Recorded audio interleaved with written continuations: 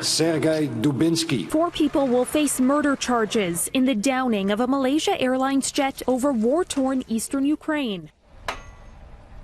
5 years after the plane was blown out of the sky. The missile that shattered the plane in 2014 killed everyone on board, including 1 Canadian. It marked one of the worst single civilian casualties during the now 5-year-old Ukrainian war.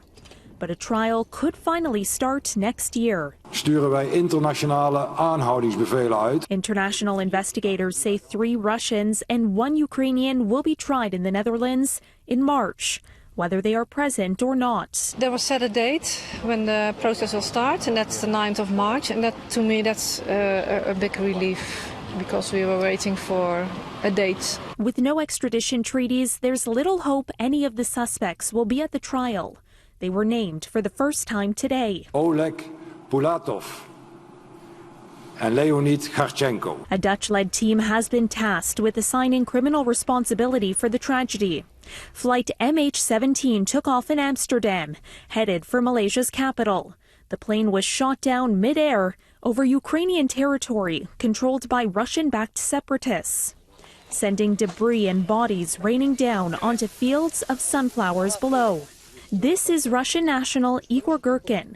He led separatist forces in eastern Ukraine during the summer of 2014. He says rebels were not responsible for shooting down the flight. Investigators allege the plane was indeed shot down by a Russian missile. We now have the information, have the proof that the Russian Federation is involved in this tragedy, in this crime. Russia's foreign ministry says Moscow does not trust the investigation and was unable to join it despite expressing an interest in wanting to take part. Now, the claim that Russia provided the missile is one Moscow has long rejected and reiterated earlier this month at the International Court of Justice. This tragedy claimed many innocent lives, and Russia feels deep sympathy for the victims and solidarity with their families.